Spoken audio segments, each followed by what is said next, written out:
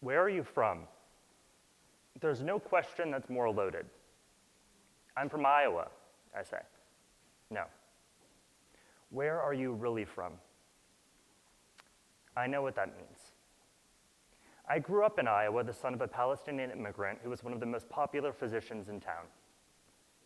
Dubuque was the type of place where your neighbor was your doctor and you knew everyone by their first name. But my dad specialized in geriatric medicine. A lot of his elderly patients had trouble saying his first name. They called him Sam. Now, when I was young, I thought this was strange. My dad's name isn't so hard to say once you've said it a couple of times. And my dad, short, dark, with black, gray hair, streaked gray, and a mustache to match, didn't really look like a Sam. But I got used to it. And despite my dad's appearance, his reputation as a great doctor made him worthy of a Rockwell painting. He became Dubuque, Iowa's Sam. And then the world changed. In September 2001, all of my dad's patients learned how to pronounce Osama. How the world came to perceive my own name is a bit more meandering. In elementary school during roll call, when a teacher would struggle with my name, Khalid, I would shrink down in my seat. I got a little bit older, a little more confident, and I started to say Khalid like salad with a K. Teachers would laugh too, and they would feign surprise. It's not so hard after all. As if the letters in my name, K-H-A-L-I-D, were variables in some sort of algebraic equation. And then the world started getting smaller. In 1999, Khalid El helped UConn win the NCAA championship. And suddenly all of that hard work that I had done making my name rhyme with salad faced a setback. At their most harmless, people would joke, "Why don't you play basketball?" And at their most ignorant, they would ask, "So is Khalid a black name?" In 2002, my name was once again in the news. This time because Khalid Sheikh Mohammed, the Al-Qaeda terrorist who helped mastermind 9/11, was placed on the FBI's most wanted list. At their most ignorant, people would joke, "I bet you're no fun to travel with." And at their most hurtful, they'd say, "There's no chance I'm getting in a tall building with you." They were right about the travel part. Traveling with me in a post-9/11 America was a nightmare. In 2006, on my way back from London, I was separated from my friends and interrogated. In 2007, I was on spring break with 20 of my friends on a cruise. I was separated from them, detained for hours. There are no red flags on my passport. I don't have a criminal record. In 2012, on my way to Edinburgh for a conference, my passport was flagged by a ticketing agent in Newark. He looked me up and down, he studied my skinny jeans, my button-up shirt, and then he asked me, "Why did your parents give you such a sinister name?" Khalid Mohammed El Khatib. My name had become a curse. And then in 2013, a different kind of Khalid entered the zeitgeist, DJ Khaled. And as DJ Khaled's popularity swelled, so did the population of people able to accurately pronounce my name. My name, Khalid, has played an outsized role in my story. Now, maybe it's because my blue eyes and my brown hair don't look as unique as my name sounds. Because people don't know what to make of me, they've painted onto me whichever Khalid they know or they've heard of. And the truth is, I've let them.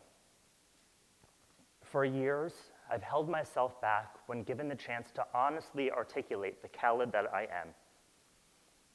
And I did so out of my own discomfort. I live here in New York. Like many other New Yorkers, a few years ago, I started incorporating ride-sharing apps into my commute. And the thing about Uber that everyone knows but very few people notice is just like you know your driver's name, he knows yours. Now, about half of my drivers are Middle Eastern, and they all want to know why I'm named Khalid. At first, prying questions about that early in the morning or late at night felt like an invasion of privacy.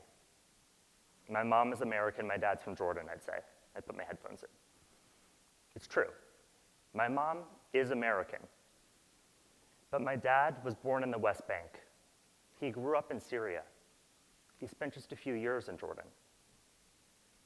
It's just that the West Bank and Syria are as politically important as they are polarizing.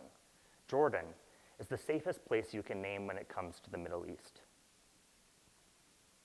My answer to where my dad is from may have been lazy, but me evading questions, barely scratching the surface of my story, that was a deliberate manipulation. You see, when I do engage in a conversation with my driver, their questions are always exactly the same. So, are you Muslim? Your mom is Catholic, how does that work? Why don't you speak Arabic? Are you married? No. Are you going to marry a Muslim? I've answered those questions before. I've answered those questions to colleagues on dates, even in essays read by thousands of people. But to have that conversation one-on-one with a practicing Muslim made me uncomfortable. Because the answers to those questions bumped right up against the fact that this particular Khalid is gay. Now, I came out when I was 20 years old. Countless positive reactions made what was once exceedingly difficult pretty easy.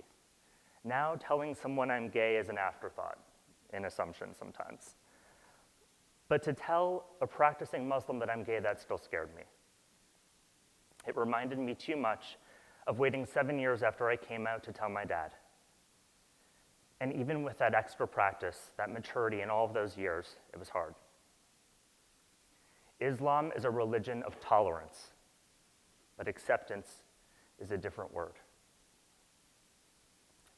I might have been content to guard myself against questions like that forever, had it not been for one very violent act, the Pulse nightclub shooting. I was lying in bed when I first heard the news.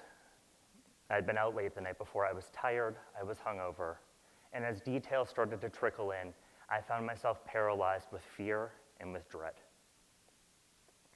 Those emotions spiraled every time I checked my Twitter timeline. A place filled with rat holes and traps filled by self-proclaimed pundits, and that was a place where I saw words I hadn't seen or heard in years, words like faggot and towelhead, suddenly living together in the same sentence.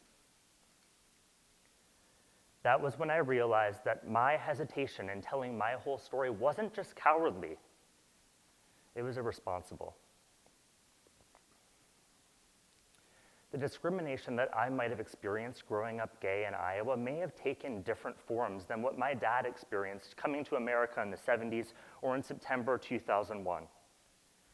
But I know how well he knows the pit in the stomach, the anger you can barely choke down, and how badly your heart breaks when a complete lack of empathy manifests itself as hatred.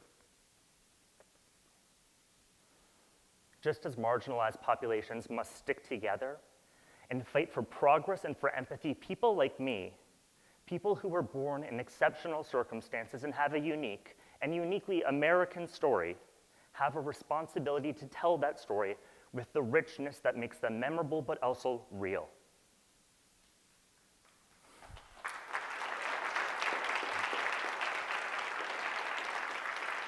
It took me a long time to get comfortable with who I am. I can't take so long getting comfortable with who I am to other people. There's real urgency here.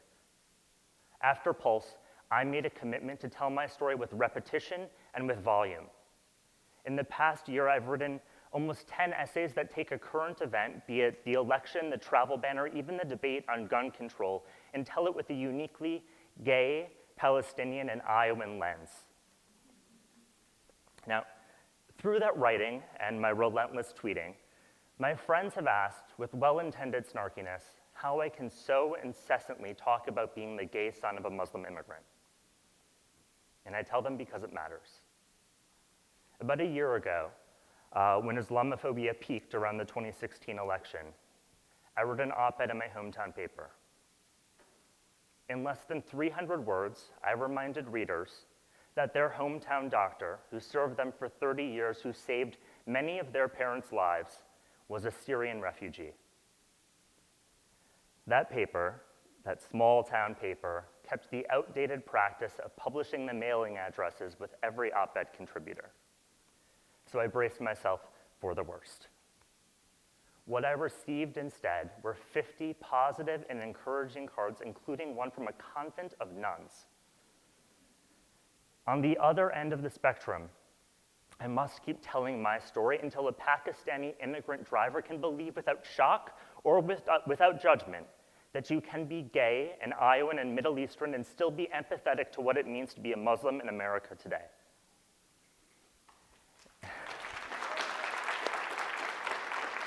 But where I really have to remind my friends who have known me and my story for years, is that to someone reading my story for the first time, the fact that I can make makluba as well as I can make a martini is remarkable.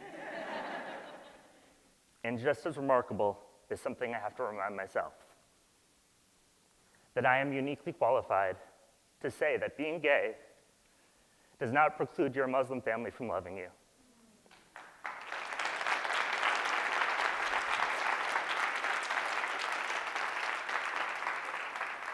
It's something that 14-year-old me, even 18-year-old me, would not have believed. And today, there are a lot of young people looking to their social media feeds for hope. Instead, they are finding baseless claims and opinions that are ranking higher than real human stories. So, be honest with yourself about who you are. Then be honest with others. And never shut up about it. Thank you.